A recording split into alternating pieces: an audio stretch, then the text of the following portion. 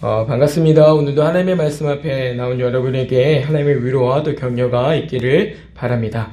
담임 목사님께서는 광성교회에서 진행되는 재직 세미나의 첫 번째 강사로 초대를 받으셨습니다. 그래서 지금 이 시간에 아마 그 예배를 인도하고 계실 겁니다. 그래서 오늘은 제가 대신 말씀을 전해드리게 됐는데, 목사님을 위해서 그곳에서 큰 은혜를 끼칠 수 있도록, 또 오늘 말씀을 전한 저를 위해서 그 은혜가 동일하게 우리 교회도 있기를 위해서 많이 기도해 주시길 바랍니다. 오늘 우리는 함께 읽은 말씀을 중심으로 그 크신 하나님의 사랑이라고 하는 제목을 가지고 함께 하나님의 말씀을 상고하도록 하겠습니다. 시편, 이 시편은 각각의 주제들에 따라서 총 5권으로 엮어서 구분하여 보는 성경입니다. 그리고 그 각각의 시편들은 기록 형태와 또 내용들에 따라서 다양한 장르로 구분이 가능합니다. 우리가 읽은 이 시편 19편 같은 경우에는 시편의 구본으로 보자면 제1권에 구분하여 보는 구약 성경이고, 또 장르를 따져서 보자면 율법시라고 하는 것으로 구분하여 보는 성경입니다. 시편 제1권으로 구분되는 이러한 시편들의 주요한 특징들은 대체적으로 하나님의 말씀을 강조하고 있다는 게 특징입니다. 그냥 하나님의 말씀을 강조하는 것만이 아니라 그것들을 마음에 새기고 마음에 두고 그것들을 따라 살 것을 대체적으로 강조하고 있는 말씀이 이 시편 제1권에 해당되는 말씀들을 갖는 대표적인 특징들인데, 이 시편 1편에서도 그래서 처음 시작을 보시면 복 있는 자는 여호와의 율법을 늘 가까이 하는 사람이다 라고 하는 것으로 이 시편이 시작되고 있는 걸 우리가 주목해서 볼 필요가 있는 겁니다. 다시 말하면 이 시편이라고 하는 건 결국엔 하나님의 말씀을 따를 수 있도록 기록된 성경이라 이겁니다. 우리가 이 시편 19편에서도 그런 특징들을 발견할 수 있는데, 이 시편을 읽어가다 보면 우리가 흔히 하는 실수들 중에 하나가 뭐냐면 이게 하나님의 말씀인 줄을 잘 잊고 이 시편을 대할 때가 많다 이겁니다. 이 말씀 우리에게 요구하시는 분명한 생활이 있는데, 다른 성경들을 읽어갈 때는 내가 이렇게 살아야겠구나, 내가 저렇게 살면 안 되겠구나, 이런 게 하나님께서 요구하시는 생활이구나, 이것이 하나님이 원하시는 뜻이구나, 이런 것들을 바로바로 알게 되고 또 그것들을 살려고 하는 마음을 갖게 되는데, 유독 이 시편은 그런 것보다는 참 공감이 되고 참 위로가 되고 참 좋다, 이런 정도에서 끝나는 경우들이 참 많이 있는 겁니다.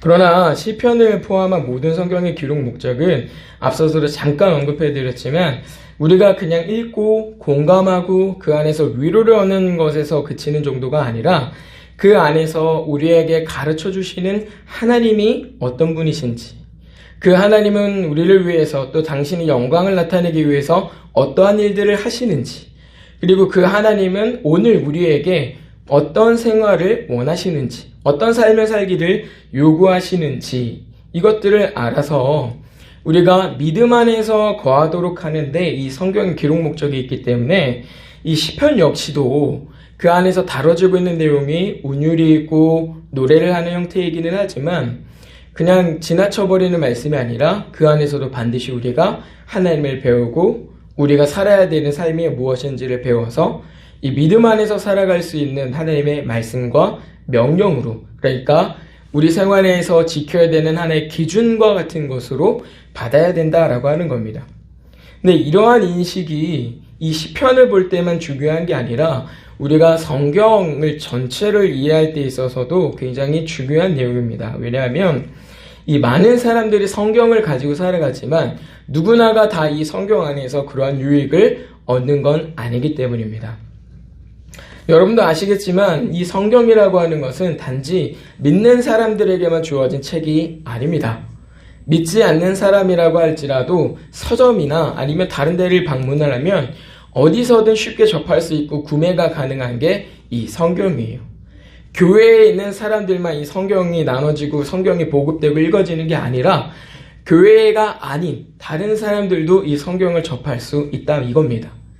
전 세계적으로 그리고 오랜 시간을 통틀어서 가장 많이 보급된 책이 이 성경이라고 할 수 있을 정도로 이 성경은 남녀노소를 구분하지 않고 또 지역을 구분하지 않고 믿음이 있느냐 믿음이 없느냐를 구분하지 않고 모든 사람에게 다 주어져 있는 겁니다. 그런데 이 성경 안에서 유익을 얻을 수 있는 사람은 오직 믿음을 가진 사람들 뿐이고, 그 이유는 이 믿음을 가진 사람들만 이 성경이 가르쳐주는 하나님이 어떤 분이신지, 그 하나님이 어떤 일을 행하고 계시는지, 그리고 내가 어떤 삶을 살아야 되는지를 배우기 때문에, 그것들을 가치 있는 것으로 받아들이기 때문에, 그것들을 내 믿음 안에서 확실한 것으로 이렇게 믿기 때문에 이 성경이 유익을 주는 것이지, 그렇지 않은 사람들에게는 이 성경은 그냥 많은 책들 중에 하나일 뿐인 것입니다. 심지어 믿는다라고 하는 사람들에게서도 이 성경의 기록 목적을 이제 간과하고 이 성경을 읽게 되었을 때는 동일한 영향을 줍니다. 큰 유익이 없어요. 그냥 어떤 장식품, 믿는 사람이니까 교회를 가야 되니까 이 성경책이 빠지면 좀 서운하거든요. 그러니까 갖고 오는 그런 액세서리 같은 정도로 머무를 수 있는 게 바로 이 성경입니다. 그래서 우리가 이 말씀을, 성경을 볼 때 하나님이 왜 이 성경을 주셨는가 라는 걸 고민을 해야 되는데, 그 이유가 결국에는 하나님이 우리를 구원받은 사람으로 가르치시려고, 그 삶을 살게 하시려고 주셨구나 라고 하는 걸 알고 그 안에서 이런 내용들을 발견하고 배워야 한다 이겁니다. 우리가 책을 이제 이야기를 했으니까 간단하게 조금 예를 들어보자면, 요리책을 잠깐 언급을 해드리면, 요리책이 기록된 목적은 그 요리를 하는데 돕는 것을 목적으로 기록이 된 겁니다. 그러니까 이 책은 실제로 우리가 어떤 요리를 할 때 도움이 되는 것이지, 요리를 하지 않으면 아무짝에도 쓸모가 없어요. 그냥 냄비 받침으로 쓸 수 있을까요? 실제로 그 안에서 기록되어 있는 어떤 계량 수치들, 뭐 설탕은 얼마나, 뭐 식초는 얼마나, 간장은 어떻게, 또 그 안에서 다뤄지고 있는 재료 손질법들, 그 안에서 다뤄지고 있는 조리 시간들, 이건 얼마를 어떻게 쪄야 되고, 뭐 강불에서 해야 되고 중불에서 해야 되고, 뭐 이런 내용들은 실제로 요리를 하는 사람이 아니면 아무짝에도 쓸모가 없는 겁니다. 마찬가지로 성경도 그 안에서 발견되는 하나님이 어떤 분이신가를 유념해서 생각하고, 하나님은 이런 일을 하시는 분이구나 라는 것들을 배우고, 하나님은 이걸 미워하시고 이런 것들을 좋아하시는구나를 배우고, 하나님은 이런 삶을 살도록 우리에게 말씀하고 계시는구나를 가지고, 그것들을 내가 믿음으로 받아들이고 확신을 하고 삶 가운데서 행해야 이 성경이 우리한테 유익한 것이지, 그렇지 않으면 요리책과 다르지 않다 이겁니다. 이 성경이 그러한 다른 책들과 좀 다른 점 중에 특별히 중요한 것 중에 하나는요, 이 성경 말씀은 절대적이다라고 하는 겁니다. 절대적이에요. 오늘 이 본문의 표현을 빌려보자면, 성경은 완전하고 확실하고 정직하고 순결하고 정결하고 진실하고 다 의롭다라고 하는 표현들입니다. 성경만이 가지는 절대적인 그런 가치들이에요. 그래서 우리가 요리책을 보다가 아니면 다른 책을 봤을 때 그 책이 가지고 있는 내용을 그대로 행하지 않았다 그래서 손해를 보는 경우는 사실은 많지 않습니다. 그렇죠. 특히 요리책에 나와 있는 경우에 설탕을 3번만 넣으려고 그랬는데 내가 5번을 넣었어요. 그렇다고 그의 맛이 이상해지는 건 아닙니다. 개인의 취향에 따라서, 개인의 입맛에 따라서 그 요리 방법대로 하지 않는 게 오히려 더 맛있게 되는 경우도 있어요. 그렇지 않습니까? 오히려 요리가 더 이대로 하지 않았더니 요리가 이상하게 더 맛있게 잘 나온 때가 있어요. 또 조리법을 그대로 따라서 했는데 내 입맛이 아니에요. 이거 맛이 이상해요. 그런 경우들도 있습니다. 항상 그걸 따르지 않는다고 해서 손해를 보지만은 않는다 이겁니다. 그런데 성경은요, 그 안에서 다뤄지고 있는 내용을 우리가 그대로 받아들이고 행하지 않으면 반드시 손해 말고는 얻는 게 없다는 걸 우리가 알아야 돼요. 왜냐하면 성경은 그만큼 절대적인 가치를 갖기 때문입니다. 이 성경 바깥에서 우리가 의미로 우리 마음대로 행하게 되었을 때 여러분 생각해 보십시오. 내가 어떤 결과를 얻게 되었는가? 이 안에 다뤄지고 있는 교훈의 내용들을 우리가 무시하면 이단이 되는 거고요. 이 안에 있는 교훈과 내용들을 따라 살지 않고 그냥 내 맘대로 의미적으로 이렇게 바꾸고 저렇게 바꿔서 생활을 하면 죄 짓는 것 말고는 하는 게 없다는 거 우리가 알게 될 거예요. 그렇지 않습니까? 내 이웃을 사랑하라. 내 형제를 사랑하라. 내가 그걸 사랑하지 않았어요. 그러면 어떻게 되는 거예요? 죄 짓는 거예요. 이 말씀이 우리에게 요구하시는 거, 너는 나 외에 다른 신을 내게 두지 말라 말씀하시면 그걸 행해야 되는데, 그렇지 않고 다른 삶을 살게 되고 내 의미대로 살게 되면, 내 마음대로 행하게 되면 우상 숭배자가 되는 겁니다. 이 성경이 다른 책들과 다른 분명한 이유가 여기 있는 거예요. 그래서 우리가 이 성경이 우리에게 주시는 내용들을 그대로 잘 받아들여야 된다라고 하는 건데, 그런 면에서 우리가 이 시편 19편을 조금 더 주목해서 볼 필요가 있다 이겁니다. 자, 이 시편 19편은 다윗의 시편으로 우리에게 알려져 있는데요. 이 시편은 다윗이 구체적으로 노래하는 내용을 다루고 있습니다. 어떤 내용이냐면 6절까지는 창조세계 안에 나타난 하나님의 영광 혹은 하나님이라고 하는 것을 노래하고 있고요. 6절 이하, 그러니까 오늘 우리가 읽은 이 본문 안에서는요, 당신의 자녀에게 직접 자신을 계시하신, 그러니까 자기를 나타내신 그 하나님을 찬양하고 있습니다. 6절까지는요, 창조세계에 전반적으로 나타나고 있는 하나님의 영광을 노래하는 반면에 이 6절 이후에 7절 이하 14절까지는 특별히 이 교회에게 나타내신 그 하나님을 찬양하고 있다라고 하는 겁니다. 우리가 이 내용을 통해서 먼저 배우는 것은요, 일단 먼저 하나님은 창조세계 전반에 자기의 영광을 충분하고도 또 완전하게 나타내셨다라고 하는 것입니다. 그리고 두 번째는 하나님께서 특별한 말씀을 통해서 자녀 삼으신 교회에 하나님 자신을 드러내셨다라고 하는 거예요. 그러니까 다시 좀 쉽게 얘기하면 하나님은 자기 자신을 계시하시는 분, 그러니까 하나님은 내가 너희의 하나님이다, 내가 하나님이다 라고 하는 걸 말씀하시고 나타내시는 분으로 우리가 확인하게 되는 겁니다. 우리가 창세기 강의를 이제 수요일마다 하고 있으니까 조금 얘기하기가 쉬울 것 같은데요. 여러분이 창조를 이제 배우셨지 않습니까? 말씀으로 이제 보고 오셨어요. 근데 그 창조 세계가 나타내는 모습이 뭐예요? 하나님의 영광입니다. 하나님의 영광. 그 안에 들어있는 모든 것이 하나님의 솜씨라고 하는 거, 하나님의 지혜라고 하는 거, 하나님의 질서라고 하는 거, 하나님의 권능이라고 하는 것, 그 하나님의 말로 표현할 수 없는 그 모든 영광들을 다 드러내고 있어요. 무엇 하나 예외 없이. 그런데 그렇게 창조된 세계 안에서 하나님이 완전히 드러나셨지만 아담과 하와가 범죄하고 난 이후에 어떻게 됩니까? 그 창조 세계가 망가지는 거예요. 이스라엘 백성이 범죄하는 것보다 더 심한 범죄들을 사람들이 행하게 시작하는 겁니다.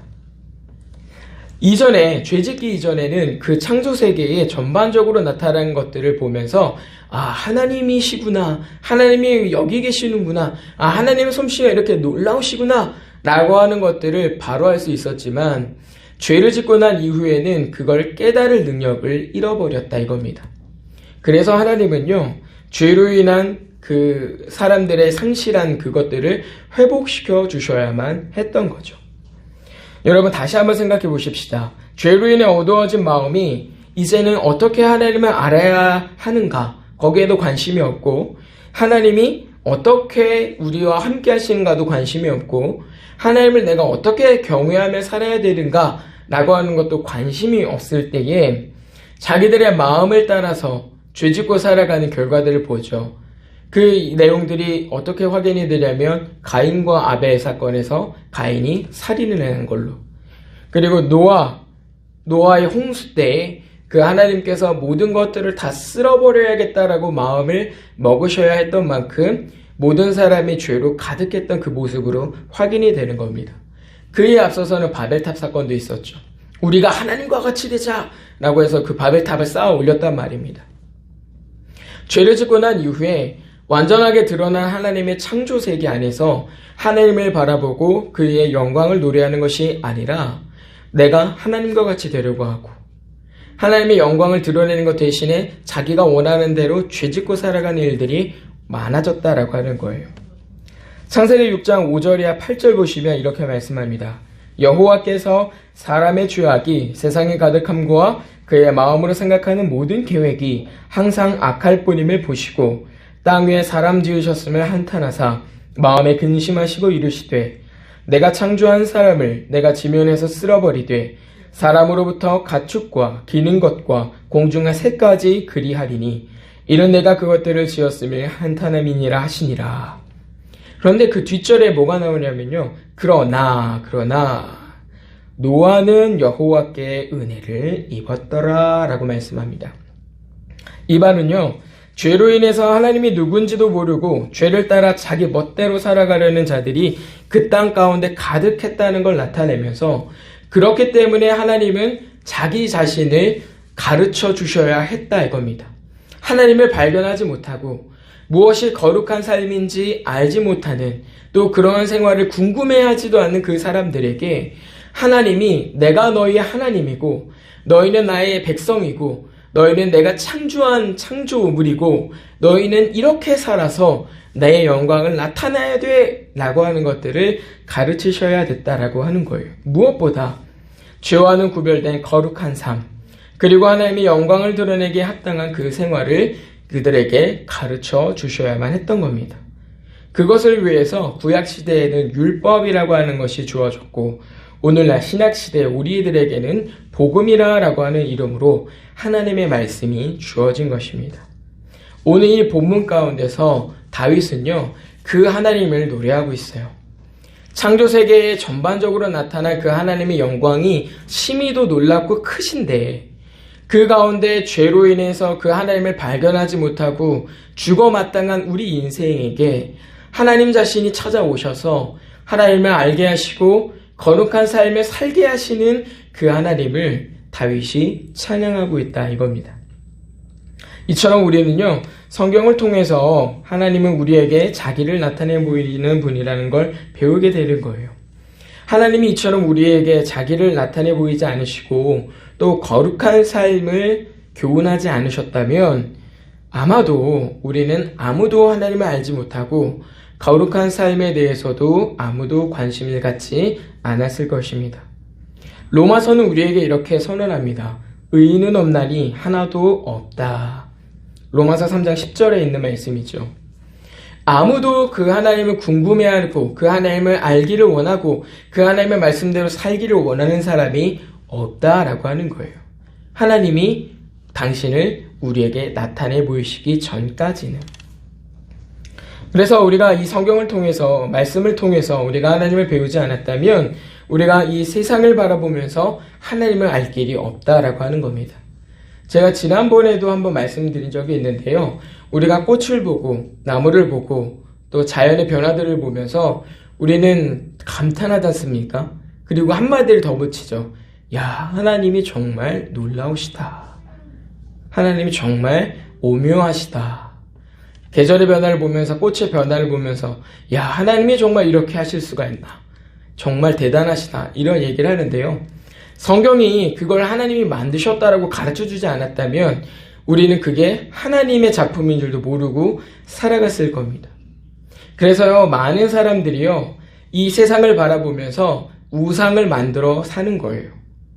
아무도 우상을 만드는 방법을 가르쳐주지 않았는데 이 사람이 스스로가 그 우상들을 만들어내거든요. 근데 그게 왜 그러냐면 이 창조세계를 보니까 어떤 신적인 존재는 인정이 된단 말이에요. 뭔가 정말 능력이 있고 초월적인 인간보다 더 뛰어난 무엇인가가 있는 것 같은데 근데 그게 하나님인 줄은 몰라요. 그러니까 바다에 있는 사람들은 거기에 맞는 우상을 만들고 땅에 있는 사람들은 거기에 있는 맞는 우상을 만들고 산에 있는 사람들은 거기에 있는 우상을 만드는 거예요. 비가 오기를 바라면 기우제라고 하죠. 그걸 지내면서 신이시여 신이시여 이름 없이 그냥 불러대는 겁니다. 우리에게 비를 좀 주십시오. 이렇게. 그게 이유가 뭐예요? 우리보다 뛰어난 누군가는 있는 것 같은데 그게 하나님인 줄을 모르니까 우상을 만들어서 사는 겁니다. 하나님이 우리에게 자신을 나는 너희 하나님이다. 나는 너희에게 하나밖에 없는 신이시다 라고 가르쳐주지 않으셨다면 우리도 그런 우상 숭배자와 같이 살아가고 있을지도 모르는 거예요. 오늘 이 다윗은요 이렇게 고백합니다. 여호와의 율법은 완전하여 영혼을 소성시키며 여호와의 계명은 순결하여 눈을 밝게 한다. 7절과 8절에서 이렇게 말씀하고 있죠. 그러니까 무슨 말이냐면 하나님은 죄로 인해 어두워진 우리의 마음을 밝게 하시고 어두워진 우리 두 눈에 빛을 비추시어 하나님을 발견하게 하도록 하시는 분이다. 이렇게 찬양하고 있는 거예요. 뿐만 아니라 이어지는 12절 보시면 이렇게 노래하죠. 자기 허물을 능히 깨달을 자 누구리요. 이 말이 무슨 말입니까? 하나님이 죄가 무엇인지 깨닫게 하지 않으시면 자기의 죄를 스스로 알 수 있는 자가 없다라고 하는 겁니다. 이건 그때만이 아니라 지금도 마찬가지죠. 특히 저와 같은 교육자들은 이 말씀에 조명을 잘 받아야 되는 사람들입니다. 왜냐하면 교육자로 살아가다 보니까 잘하는 줄 알아요. 나는 교육자니까, 나는 신앙생활 열심히 하는 사람이고 이렇게 해오는 사람이니까 나는 잘하고 있다고 착각하면서 사는 경우들이 솔직히 많이 있습니다. 그런데 그럴 수가 없다 이거예요. 아무리 교육자, 목회자라고 할지라도 하나님이 너의 죄가 무엇인지 보아라 라고 하지 않으면 스스로가 그 죄를 발견할 수 없기 때문에 그래요. 그래서 이 목회자들은 항상 말씀을 보면서 죄를 지적하시는 하나님께 주목하고 이 목회자 개인에게 말씀하시는 그 하나님이 어떤 말씀을 주시는가를 생각하고 지금 내가 범하고 있는 죄가 무엇이 있는가를 고민하고 회개하는 일들을 날마다 하는 겁니다. 특히 이 말씀들을 준비하면서는 목회자 자신에게 아주 깊이 찔러오시는 하나님의 그 음성들이 얼마나 큰지를 몰라요. 지난번에 잠깐 말씀드렸습니다만 아간의 범죄를 말씀을 잠깐 드리면서 한 사람 때문에 교회가 하나님 진노에 놓일 수도 있다라고 말씀을 드렸지 않습니까? 그 일을 내가 할 수 있단 말이에요. 이 교육자가. 그러니까 그 말씀을 보면서 이 마음에 얼마나 두려움이 생기며 또 그 말씀을 통해서 내가 무엇인가 잘못하고 있는 것은 아닌가 이거를 돌이켜보게 된단 말입니다. 그런데 그 일이 하나님께서 이렇게 말씀하지 않으시면 스스로는 할 수 없다 이거예요. 스스로는 할 수 없어요. 여러분이 신앙생활을 하면서 회개를 하시려면요 반드시 이 말씀을 근거하셔서 여러분의 행동을 점검하셔야 돼요. 이 말씀의 명확한 기준 안에 자기를 이렇게 맞춰보지 않으면요 그냥 나는 괜찮은 것 같아요. 이럴 수도 있지. 이것 가지고 이렇게 회개를 해야 되나? 그럴 수도 있는 거 아닌가? 연약하니까 믿음이 좀 좋은 건 아니니까 그럴 수도 있지. 나는 교육자도 아니고 그러니까 이럴 수도 있지. 그런 마음이 있어요. 있을 수 있어요. 자꾸 내 죄가 양보가 되고 이해가 되려지고 하고 그것들을 피하려고 한단 말입니다. 근데 이 말씀 앞에서 우리가 우리 스스로를 분명히 봐야 한다. 왜냐하면 그것이 아니면 우리가 결코 죄를 깨달을 수 없기 때문이다 라고 하는 거예요. 여기서 문제는요, 하나님께서 이렇게 깨닫지 못하는 자들에게 하나님이 말씀하셔서 그 말씀들을 알게 하시고 하나님을 알게 하시고 거룩한 삶을 살게 되었는데 이 사람들이 그 삶을 온전히 살 수 있습니까? 없습니까? 없죠. 대표적으로 이스라엘 백성의 실패가 분명하게 우리한테 증거하고 있는 거 아닙니까? 하나님이 그들과 함께 하셨고 불로도 나타내셨고 구름 기둥으로도 나타내셨고 정말 말로 표현할 수 없는 놀라운 기적들을 항상 보면서 살아왔어요. 말 그대로 하나님의 초월적인 역사 가운데 살아왔던 사람들입니다. 그런데 그 사람들이 결국엔 이 말씀을 온전히 지킬 수 있었습니까? 없었다 이걸요. 없었다. 그런데도 불구하고 그 사람들은 어떻게 되었어요? 구원을 받았죠. 끝끝내 구원을 받았어요. 그 일이 어떻게 가능했을까? 다른 게 아닙니다. 이렇게 하나님이 그들에게 말씀하시고 또 그들에게 죄를 나타내시고 그들이 그 죄로부터 회개할 수 있도록 하나님의 은혜를 주시고 그들의 회개를 하나님이 용납하시고 그들의 허물과 그들의 연약함을 하나님이 인정하시고 그들을 후하고 넉넉하게 대하셔서 구원의 길에서 이탈하지 않도록 하나님이 이끌어 가신 겁니다. 이 은혜가 사실은 오늘 우리에게도 있는 은혜인 거예요. 오늘 우리가 이 말씀을 통해서 분명히 알 수 있듯이 우리가 절대적인 그 하나님 말씀 앞에 서기 전에는 우리 스스로가 허물을 발견하지 못하는 사람들입니다. 그렇기 때문에 우리가 예수 그리스도를 믿는다 하면서도 여전히 우리에게는 이 성경이 필요하고 또 율법이라고 하는 도덕법, 특별히 이제 십계명으로 대표되는 그런 생활의 어떤 기준점들이 필요한 거예요. 예수 믿는다 그래서 성경을 뒤로하고 살아가면 다 예수 믿는 사람처럼 살아가는 게 아니라 이 말씀입니다. 그 안에서 죄를 지적하시는 하나님을 만나야 되고 그 허물과 그 연약함을 인정하시고 용납하시는 하나님을 만나야 되고 내 죄를 회개하게 하셔서 나를 새롭게 고치시는 그 하나님을 날마다 만나야지. 그래야 우리가 이 믿음 안에 그리스도인답게 살아갈 수 있는 힘을 얻는단 말입니다. 우리 스스로가 어떻게 하나님 앞에 스스로가 설 수 있겠는가? 그럴 수 없다 이 말씀입니다. 그렇기 때문에 하나님은 우리에게 그리스도를 보내주신 거예요. 우리가 완전히 이룰 수 없는 이 율법의 요구들, 그러니까 너희가 이것대로 행하면 영생을 얻을 것이다 라고 하는 아주 간단한 말인데 그걸 지킬 수 없는 우리들을 위해서 예수 그리스도를 주셨고 예수 그리스도께서는 그 율법을 우리가 이룰 수 없는 율법을 완전하게 완성하시고 난 다음에 너희도 이 은혜를 받아라 라고 우리에게 주셨단 말이에요. 우리 죄를 사하시고 우리를 용서하시고 우리를 자기 앞에 용납하시면서 지금껏 우리를 이끌어오는 분이시다 이겁니다. 다윗은요 지금 그걸 찬양하고 있는 거예요.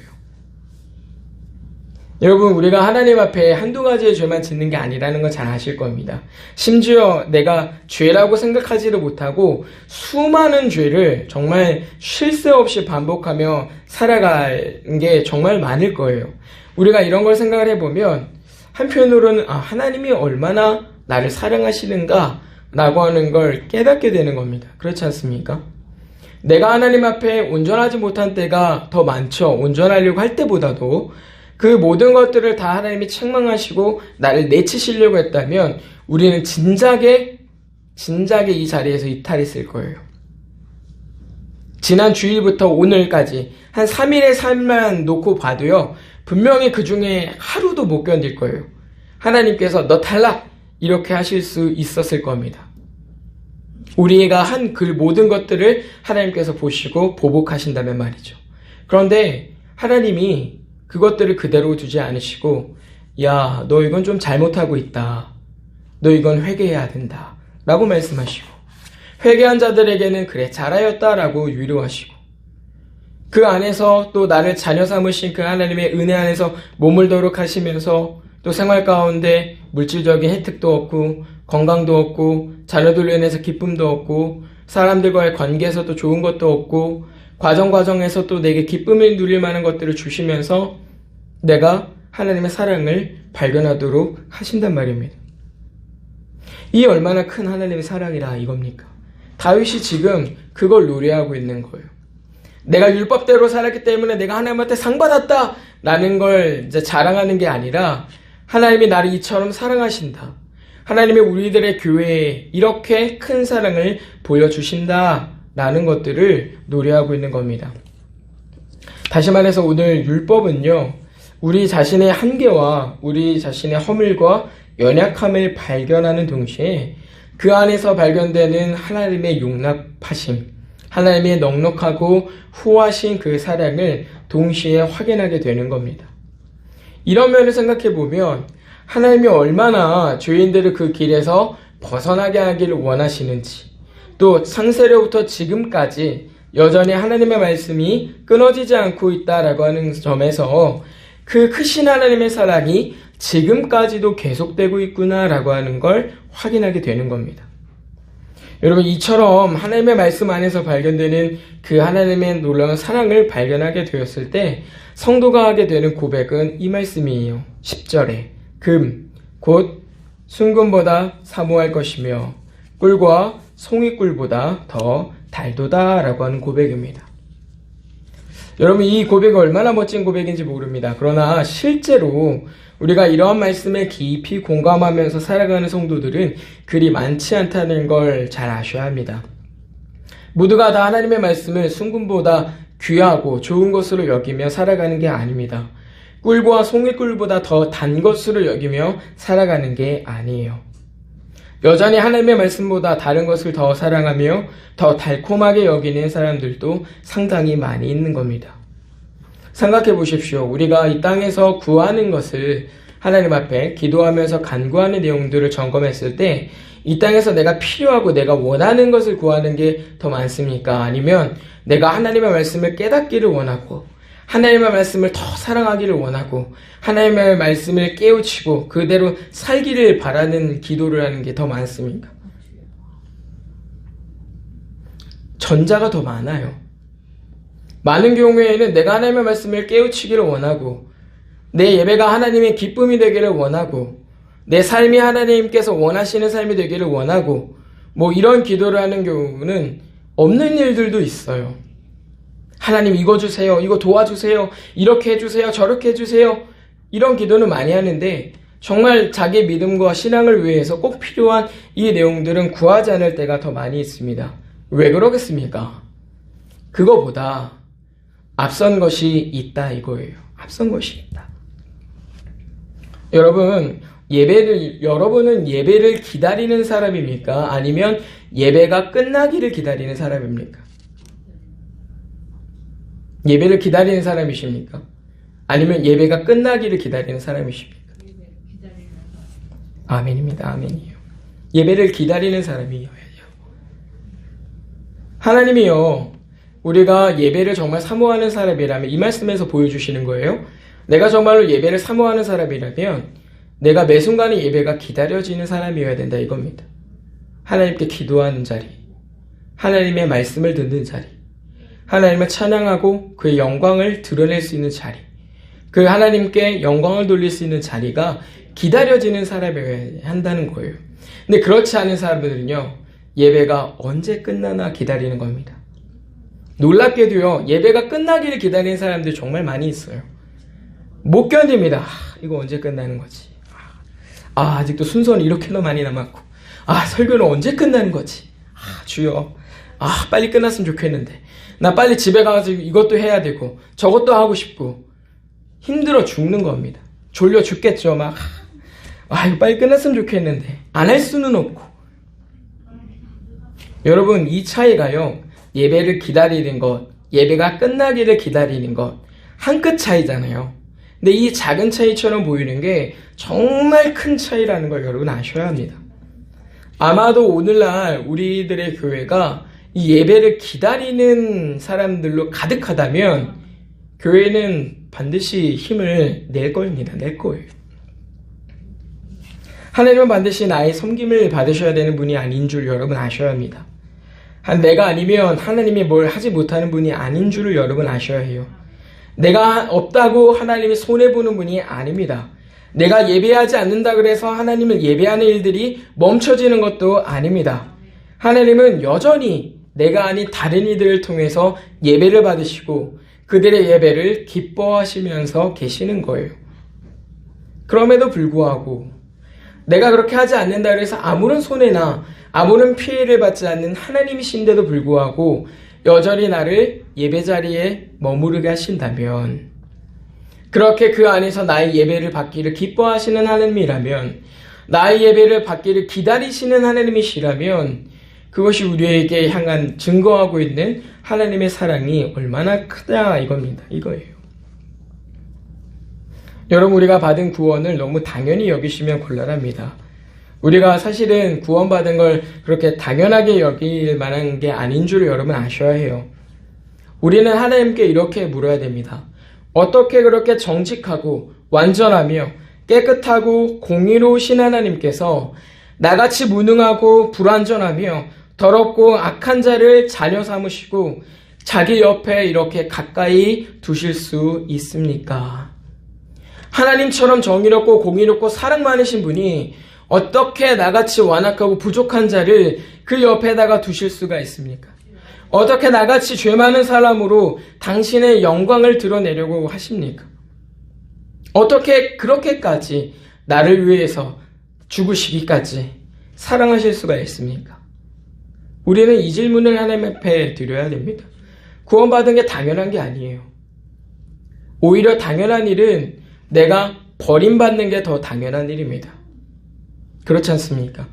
여러분, 만약에 믿지 않는 사람들이 우리 구원받은 사람들을 본다면 굉장히 우리를 많이 시기하고 질투할 일이라는 걸 여러분 아셔야 돼요. 우리를 향한 그 시선이 굉장히 하나님의 이기적인 사랑의 결과이기 때문에 굉장히 시기가 나고 질투가 날 거라는 걸 여러분 아셔야 한다 이겁니다. 얘기를 한번 저를 예를 들어 본다면 누군가가 어떻게 저렇게 이유일이라고 하는 사람이 하나님 당신께 구원받을 수 있는 사람입니까? 라고 물어본다면 하나님은 나는 이유일을 사랑하고 너를 미워하기 때문이다 라고 대답하실 거예요. 구원받는데 내가 아무것도 한 게 없지 않습니까? 내가 구원받는데 내가 뭔가 먼저 하나님을 섬겨서 자청해가지고 하나님 앞에 나온 사람은 아무도 없어요. 그냥 내가 너를 사랑하노라 라고 해서 부름받아 나온 겁니다. 당연한 자리가 아니란 말이에요. 똑같이 죄인이었단 말이죠.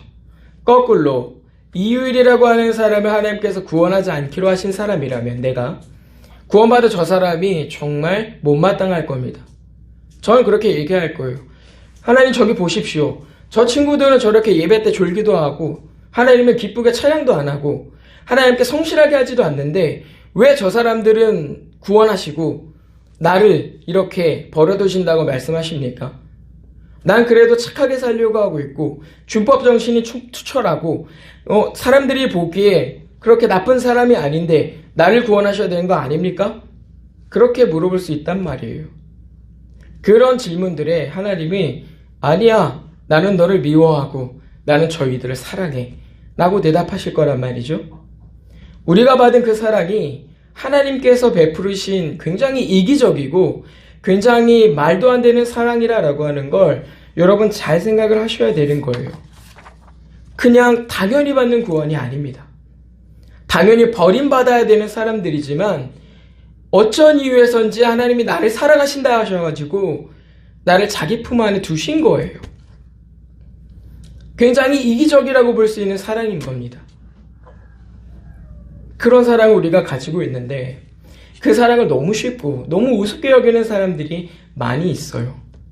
그런 일들은 우리가 반드시 피해야 한다 이겁니다. 피해야 돼요. 노아의 홍수 때를 생각해 보십시오. 모든 사람을 지면에서 쓸어버리시고 난 이후에도 그것들을 언제 그랬냐는 듯이 다시 회복하시는 하나님입니다.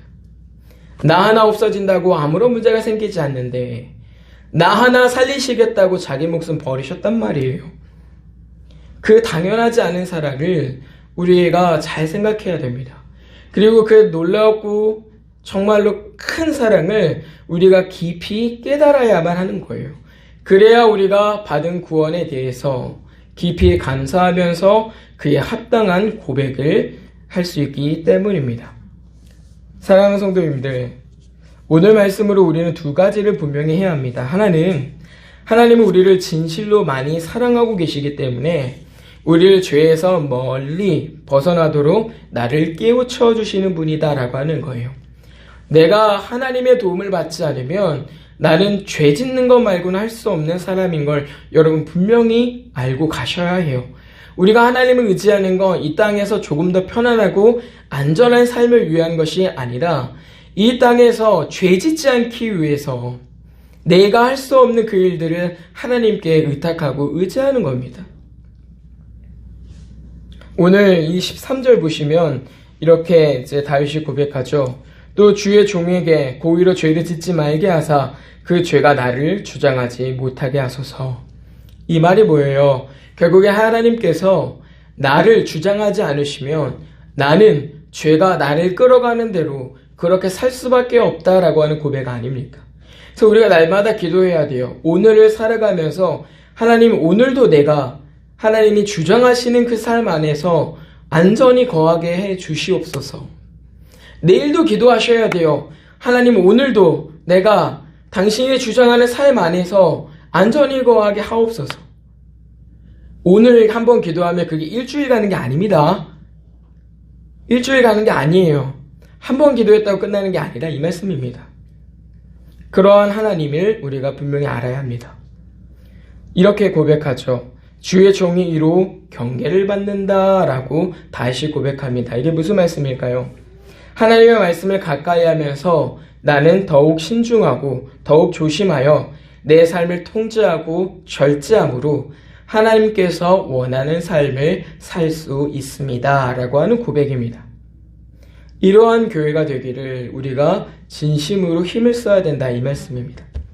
교회가 세상과 다른 이유가 뭐예요? 교회가 세상과 다른, 기업과 다른 이유가 뭐가 있습니까? 똑같이 사람이 모이고 똑같이 경제적인 부분들이 운영이 되는데 다른 게 뭐예요? 시설이나 이런 것들이 똑같지만 다른 거, 이거가 다른 거예요. 교회는 죄 짓지 않기를 힘쓰는 사람들이란 말이에요. 하나님 기뻐하시는 그 삶을 힘쓰는 사람들이란 말입니다. 그러기 위해선 반드시 이 하나님이 나를 깨우쳐 주시는 분이라는 걸 알고 날마다 그분 앞에서 나를 깨우쳐 주시기를, 내 눈이 어두워지지 않기를, 내 마음이 어두워지지 않기를 구해야 한다, 이 말입니다. 그래서 다윗이 마지막에 이렇게 고백해요. 내 입의 말과 마음의 묵상이 주께 연락되게 하소서. 이 말은 곧 내 입의 말과 마음의 묵상이 주께서 받으시는 것이 되게 해주세요라고 하는 기도입니다. 기도. 지금도 하나님이 나를 용납하고 인정하지 않으시면 우리가 언제라도 이 자리에서 끊어질 수 있는 그런 위험성을 가진 존재라는 걸 아셔야 돼요. 그런데 그렇게 끊어지지 않는 건 하나님의 사랑이 그걸 끊어지지 않도록 붙잡기 때문인 것도 아셔야 합니다. 두 번째는요, 하나님은 진실로 우리를 사랑하고 계시기 때문에 당연한 것을 그저 당연하게 받아들이지 않는 분인 줄을 알아야 됩니다. 교회가 흔히 하는 얘기가 그거 뭐 당연히 해야죠. 이런 얘기를 하면서 어떻게 보면은 성도들이 희생과 헌신을 아무렇지도 않게 요구해요. 당연한 것처럼. 그런데 그게 정말 당연한 일입니까? 당연한 일이지만 실제로 그걸 당연하게 하는 사람들은 많지 않아요. 교회가 그러다 보니까 헌신과 희생을 강요하기도 하고 정당한 대가를 치르려고 하는 일들도 참 많이 적습니다. 마땅히 칭찬을 받아야 되는 일에 대해서도 당연하다 치부하면서 그 일들을 폄하하고 이렇게 깎아내리는 일들도 많아요. 어떤 성도가 참 좋고 잘한 일을 했어요. 근데 어떤 성도가 이렇게 대답해요. 그건 뭐 당연히 하는 거지 그 얼마 대단하다고. 칭찬을 받아야 하는 일에 대해서 그렇게 폄하하거나 깎아내리는 일들이 있고, 성도가 굉장히 수고하고 헌신한 일들에 대해서 고마움을 느끼지 못하는 경우들이 많이 있습니다. 왜냐하면 당연하니까. 그렇지만 오늘 본문 보시면요, 하나님은 그런 분이 아니라고 우리에게 소개하고 있어요. 11절 보십시오. 또 주의 종이 이것으로 경고를 받고 이것을 지킴으로 상이 크니이다. 이 말씀이 뭐냐면 당연히 해야 되는 하나님의 말씀을 지키는 일을 했어요. 당연한 일을 했음에도 불구하고 하나님께서 그에게 상을 주셨다, 이 말입니다. 상을 주셨어요. 그러니까 하나님은 당연히 해야 할 일을 당연하게 하는 것을 오히려 더 칭찬하시면서 그 선한 일들을 더욱 열심히 그리고 끝까지 할 수 있도록 격려하는 일들을 멈추지 않으신다라고 하는 겁니다. 이러한 비유가요, 달란트 비유에서도 우리가 확인이 됩니다. 여러분 마태복음에 나온 그 비유 기억하실 건데요. 5달란트 받은 자, 2달란트 받은 자, 1달란트 받은 자가 있습니다. 그렇죠? 5달란트 받은 사람은 5달란트를 남겼고, 2달란트 받은 사람은 2달란트를 남겼고, 1달란트를 숨겨놨던 사람은 그걸 다시 찾아왔어요. 그랬을 때 주인이 뭐라고 말합니까? 이 두 종에게, 5달란트와 2달란트 남긴 사람들에게 뭐라고 말씀하세요? 착하고 충성된 종아. 잘하였도다. 착하고 충성된 종아. 내가 적은 일에 충성하였음에 내가 많은 것을 내게 맡기리니 내 주인의 즐거움에 참여할지어다. 종으로서 당연히 해야 할 일을 했을 뿐인데요. 주인은요, 그걸 당연하게만 여기는 게 아니라 잘했다, 이렇게 칭찬하더라, 이겁니다. 마찬가지예요. 오늘 우리가 예배하는 거 당연하고, 말씀을 따라 사는 거 당연하고, 우리가 교회 안에서 봉사하며 살아가는 거 당연하고, 우리가 삶을 살아갈 때 하나님만 의지하면서 살아가는 거 당연하잖아요. 설교자가 설교하는 거 당연하고, 목회자답게 사는 거 당연한데요. 그 당연한 일을 했을 때 하나님은 칭찬하시더라, 이거예요. 잘하였다. 잘하였다 이유일. 너 오늘 예배 잘했다. 너 오늘 말씀대로 잘 살았다. 너 오늘 기도 잘했다. 너 오늘 봉사 아주 수고했다. 칭찬하시는 하나님이라 이 말씀입니다. 오늘 우리의 교회가 이런 하나님을 좀 잘 알았으면 좋겠습니다. 당연한 일을 당연하게 하는 사람이 사실 얼마나 많이 있습니까? 당연하게 예배를 해야 되는 줄 알고 그 일들을 당연하게 할 수 있다면 자리가 비는 일도 없어요. 그렇지 않습니까? 봉사하는 거 당연하게 생각하고 당연하게 하면은요, 봉사 걱정할 거 없어요. 그런데 이 당연한 일들을요, 당연하게 생각하면서 하는 사람은 굉장히 적은 겁니다. 우리 중에도 손을 꼽을 거예요. 당연한 일인 것 같지만 사실은 당연한 일이 아니더라 이거예요. 그러니까 여러분은 이런 하나님의 마음을 잘 알아서 많이 격려하십시오. 서로에게 많이 위로가 되시고 칭찬하십시오. 너무 수고하셨습니다. 너무 잘하셨습니다. 너무 훌륭하십니다. 너무 감사합니다. 그런 말들을 많이 하셔야 된다 이 말입니다. 못하는 일들에 대해서는 그것도 못하고 성도가 돼가지고 집사가 돼가지고 그것도 안 하고 그거 되겠어? 이렇게가 아니라 이 일들이 아직 어려운가 보구나. 집사님 좀 어렵겠지만 그래도 이렇게 한번 해보십시다. 권면하시고 그렇게 하나님 앞에서 쓰임받는 종들이 되어야 된다 이겁니다. 이 일들을 잘 하셔서 우리가 훗날 하나님 앞에 그리고 지금도 마찬가지고요. 하나님 보실 때에 잘하였다. 착하고 충성된 종아. 내가 적은 일에 충성하였으니 내가 많은 것을 내게 맡길 것이다. 오늘 내 주인의 즐거움에 참여할지어다. 라고 칭찬받는 그런 교회가 되기를 진심으로 바라는 겁니다. 오늘 우리는 짧은 시간 동안 하나님의 큰 사랑의 극히 일부만을 살펴보았습니다. 우리가 알아야 하는 하나님의 사랑은 여전히 더 크고 끝이 없다는 걸 우리가 잘 알아야 합니다. 나를 향한 하나님의 사랑이 얼마나 크신가 하는 것을 여러분이 날마다 이 말씀 안에서 또 여러분의 생활 안에서 깨닫게 되기를 바라고 또 그 안에서 그렇게 나를 사랑하시는 하나님을 만나게 되기를 진심으로 바랍니다. 그러한 교회가 되셔서 오늘 한 해를 정말 하나님 기뻐하시고 칭찬하시는 교회로 살아가게 되기를 진심으로 부탁을 드립니다. 하나님의 그 크신 사랑을 깨닫게 하시는 하나님 베풀어 주신 은혜와 사랑에 감사합니다. 삶에서 죄가 우리를 주장하지 못하도록 늘 우리를 깨우쳐 주시옵소서. 내가 받은 구원이 당연한 줄 여기는 것이 아니라 버림받아 마땅한 나를 구원하신 하나님의 은혜를 깨닫고 늘 감사하며 베풀어 주신 은혜에 보답하기를 힘써 살아가는 교회가 되게 하옵소서. 마땅히 해야 하는 일에도 칭찬하시고 격려하시고 위로하시는 하나님이 계심에 마음의 위로와 힘을 얻습니다. 우리로 하여금 선한 일에 더욱 힘쓰도록 하옵시고 그 일들을 감사하며 잘 감당하는 교회가 되게 하옵소서. 이처럼 우리를 많이 사랑하시는 하나님이 늘 우리와 함께 하심을 알아서 날마다 말씀과 각자의 생활에서 사랑 많으신 하나님을 만나 살아가는 복된 교회가 되게 하시고 하나님과 더불어 함께하는 그 즐거움을 상실하지 않게 하옵소서.